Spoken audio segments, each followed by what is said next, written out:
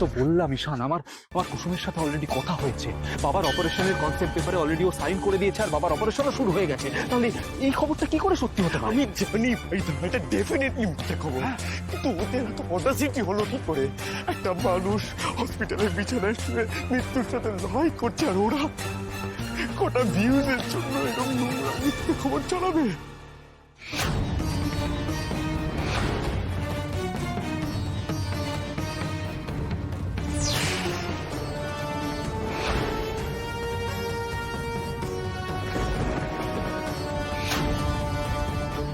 ওনার তো স্বামী মারা গেছেন, তাই তো?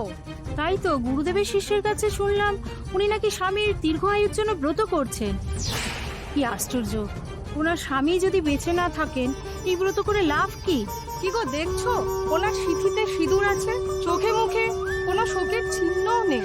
মনে হচ্ছে উনি ওনার স্বামীর মৃত্যুর খবরটা এখনো পাননি। ঈশান, এই নিউজটা কিন্তু চারিদিকে ছড়িয়ে গেছে। আমাদের মেক শিওর করতে হবে যাতে মা কিচ্ছু জানতে না পারে, কারণ এই মুহূর্তে মার এই ব্রতটা সম্পূর্ণ হওয়া সব থেকে বেশি জরুরি। হ্যাঁ দাদা ভাই, আমি ওদের সরানোর ব্যবস্থা করছি না। শুনুন না, আপনাদের কাছে একটাই রিকোয়েস্ট, রাজশেখর গাঙ্গুলি মৃত্যুর খবর নিয়ে এসব আলোচনা করবেন না প্লিজ। দেখুন, এই পুরো খবরটাই মিথ্যে, বুঝো। বাবা অসুস্থ, হার্ট অ্যাটাক হয়ে হাসপাতালে ভর্তি আছেন, কিন্তু বাবা বেঁচে আছে। হ্যাঁ, বাবার হসপিটালে অপারেশন চলছে, কিন্তু সেটা নিউজ চ্যানেল জানে না, তাই এইসব ফেক নিউজ বার করেছে। আর এইসব খবরে কান দেবেন না, আর গুজব রটাতেও দেবেন না। আর একটাই রিকোয়েস্ট, মা যেন এইসব ব্যাপারে কিছু না জানে প্লিজ। হ্যাঁ, রিকোয়েস্ট। আমার মনে হয় ইন্দ্রাণী দেবীর এই ব্রত পালন করে আর কোনো লাভ হবে না। মানে লাভ হবে না কেন? আসলে আমি গুরুদেবের আরেক শিষ্যর কাছ থেকে এইমাত্র খবর পেলাম যে আপনাদের বাড়ির যে পুত্রবধূ অনুশ্রী এই ব্রত পালন করতে পারেনি। তাই ইন্দ্রাণী দেবীরও এই ব্রতর ফল পাওয়া সম্ভব হবে না।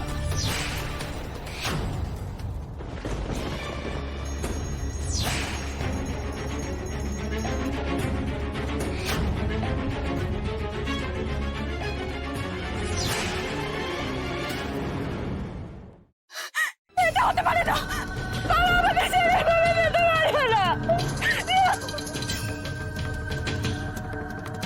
কোথায় যাচ্ছেন? দাঁড়ান, জিনিসগুলো ফেলে কোথায় যাচ্ছেন? দাঁড়ান। এটা কি করে হতে পারে? অনুশ্রী জানে এই ব্রত কমপ্লিট করা কতখানি ইম্পর্টেন্ট মায়ের কাছে। ও তো বলেছিল যে 100% চেষ্টা করবে এই ব্রত কমপ্লিট করার, তাহলে এই কাজে ফেল করে গেল কি করে?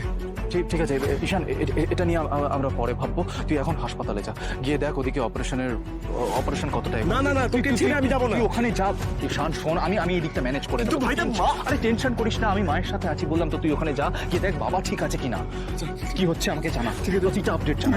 ঠিক আছে। সাবধান সাবধান। আচ্ছা বলছি, শুনুন না, অনুশ্রীর বয়স তো খুবই অল্প। এইভাবে প্রসাদের জন্য বাড়ি বাড়ি গিয়ে ভিক্ষা চাওয়া, এরকমটা তো আগে কখনো করেনি, তাই হয়তো ও ভুল করে ফেলেছে। কিন্তু এই ভুলটাও জেনে বুঝে করেনি।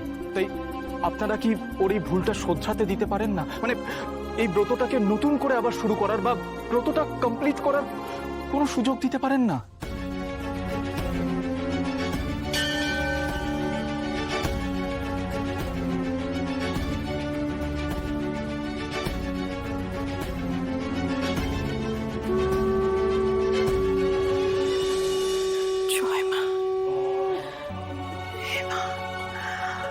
আমার সাথে সাথে অনুশ্রীকেও আশীর্বাদ করো, সাহস চুকিয়ে ওকে, ও যেন ঠিক সময় মতো ওর ভিক্ষাব্রত সম্পূর্ণ করে ফিরে আসতে পারে।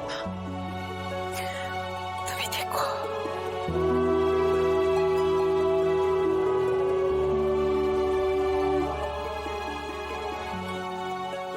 এরকম ভাবে মাঝপথে ভাঙা ব্রত তো আবার শুরু করা যায় না।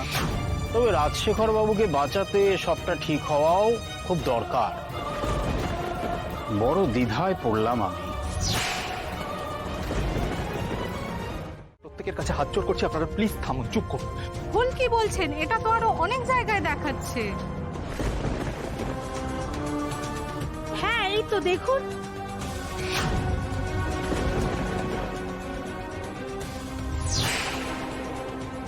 এরা কি ভুল বলবে? নিশ্চয়ই রাজশেখর বাবু আর নেই, উনি মারা গেছেন। এই দেখুন বড় বড় করে লেখা আসছে, প্রত্যেকটা চ্যানেলে দেখানো হচ্ছে। খবরটা নিশ্চয়ই ভুল নয়, তাহলে ওরা দেখাবে কেন? ওরা সমস্ত তদন্ত করেই তো দেখাচ্ছে এই খবরটা। বুঝছেন না কেন? দেখুন কিভাবে ছড়িয়ে গেছে খবরটা চারদিকে। না,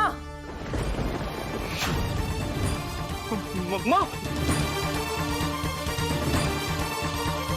মা একদম একদম চিন্তা করো না, এগুলো এগুলো ভুল খবর। বাবার কিচ্ছু হয়নি।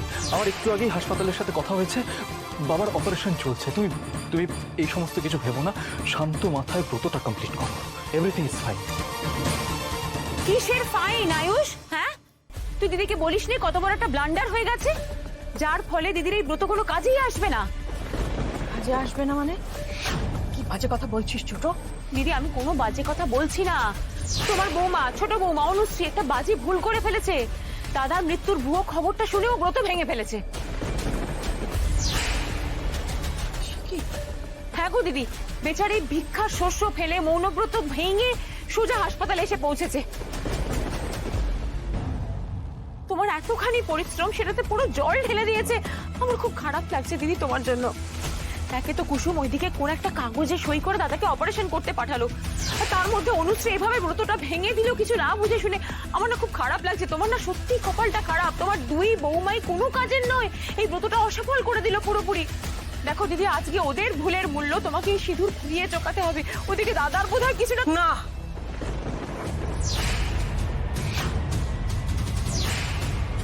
চিন্তা নেই মা, একজন বাবার কোনো ক্ষতি হতে দেবে না। অনুশ্রীর অসম্পূর্ণ ব্রতের শেষ অংশটা সম্পূর্ণ করতে তোমার বড় ছেলের বউ কুসুম